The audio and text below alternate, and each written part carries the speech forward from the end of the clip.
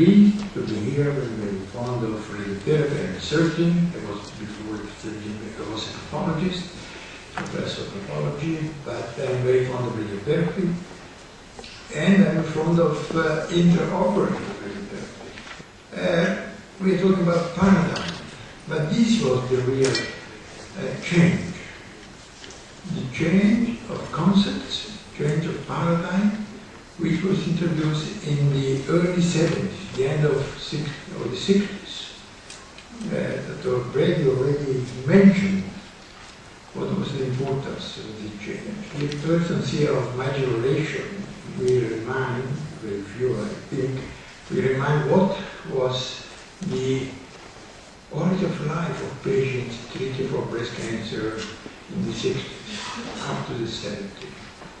Extensive surgery, super radical surgery, heavy mutilations, very common lymphedema of the arm, very heavy radiotherapy on the chest wall, on the xera, on the supraclavian region, oophorectomy very often, adrenalectomy very often, hypophysectomy sometimes.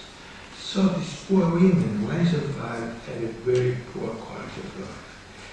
And therefore it was normal to think that something had to be changed. And I introduced a new concept, the opposite, from the maximum tolerable treatment, which was the usual concept and idea of the time, to the opposite, trying to identify what is the minimum treatment which may keep the same efficacy, of course, same survival, but with less aggressiveness. This was my opinion, and of course, rich evidence of less and less surgery, less radiotherapy, and so on, is not easy. You need randomized trials, long-term trials, equivalence trials, which are much more difficult than the usual trials looking to difference in survival. So this was the idea, and then in Milano I introduced a large program of Milan conservation program, which in phase 1, of course, was the conservation of the breast. In phase 2 was the conservation of axillary nodes whenever possible, and of course healthy nodes. And finally, phase 3, partial radiotherapy, but intraoperative radiotherapy. So this was the program. Just very quickly I will go back to the history, because to show how consistent was this road throughout 40 years. I started the conservation of the breast in the occasion was given in 1969, where I was able to convince the chairman of a very important meeting in the WHO in Geneva to put in the agenda, as you see, the item of a possible clinical trial of techniques in the treatment of breast cancer which may lead to conservation of the breast. This was an heresy at that time, as was already mentioned.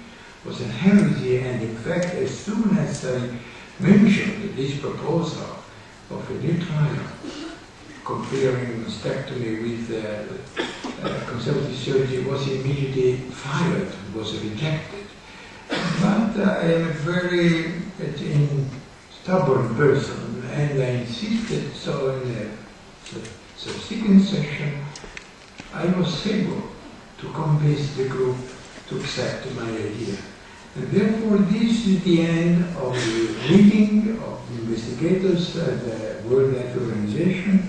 And you see that after discussion of Professor Veronesi paper, which was concerned with the more conservative medical cancer and especially conservation of the breast, it was decided that the method of treatment consisting of a local excision of the tumor plus axillary resection should be added as a third option to this clinical trial. What was this clinical trial? You see the trial which was in discussion, under discussion, was a comparison between the Holistic mastectomy and the modified radical mastectomy, just to show you that even the modified radical mastectomy was not accepted, was considered very risky operation. And so you can imagine what was the reaction, the shock of the group when he proposed a local excision of the tube. So just to give you how difficult it was to start the process of reducing the aggressiveness and improving the quality of life.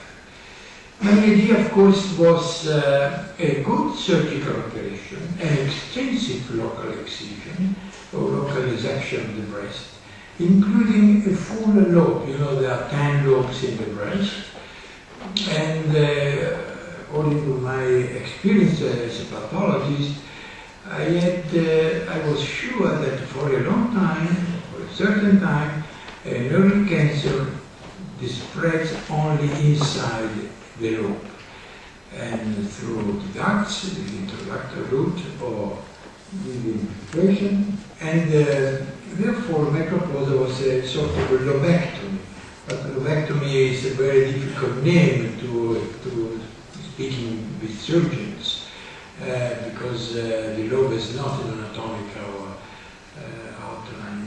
Therefore, I invented the name of quadrantectomy, which became rather popular, at least in Italy, Latin America, and in Scandinavia. Which is totally different from the usual lumpectomy introduced later by Bernie Fischer. Lumpectomy is a sort of excisional biopsy, very limited removal of the tumor, and therefore is exposed. We have shown this in another trial, which I have no time to present today. The trial to be exposed to a much higher risk of local recurrences. While the quadrantectomy is an extensive resection of the breast, a good remodeling of the breast. This was one of my first cases of 30, nearly 40 years ago. You see the long scar from the nipple to the periphery, but a good reconstruction. So a very acceptable breast, after all, from the cosmetic point of view. I did a trial, we started the trial, we recruited and randomized more than 700 patients. In 1981, finally, we was able to publish very important results, because the data showed no difference in local recurrences, no difference in survival without technique. It was published in New England. This was important, but more important was that the day after, the New York Times put our results in the front page on a very large title on 4 columns. And this created a sort of revolution among the American medics. They started to consider this new approach an important one, and asking their surgeons to reconsider the option of mastectomy in front of the new procedure. Recently we revised all our cases in this early study, and you see this difficult to have 2 curves so superimposable. So no difference in survival after nearly 30 years, the Holstead compared to the quadrantectomy and the radiotherapy. So if somebody still doubts about the safety and the efficacy of breast conservation treatments, this is the answer.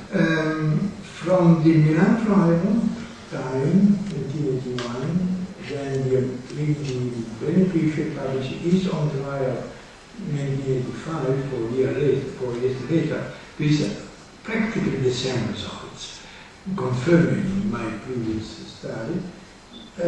You see the tremendous increase in numbers worldwide of the conservation of the breast. We may say that today some 300,000 women in the world that preserve, they save their breast thanks to the very early studies, pioneering studies of many years ago. The first was the conservation of axillary nodes wherever healthy. And this is the concept of the sentinel biopsy. We started very early. We were the first to study the use of the radioisotopes to identify the hot node in the axilla, the uptake of the radioactivity in the axilla, which makes very easy the identification of the sentinel node. And we have done now more than 15,000 sentinel nodes, not 1,500, 15,000 sentinel node biopsies in an institution. And we do regularly in all cases without clinically positive nodes. And we did a trial as usual. We've done plenty of trials to show the efficacy of our studies. And to my surprise, the group of patients treated with sentinel node biopsy and no dissection, if the sentinel node is negative,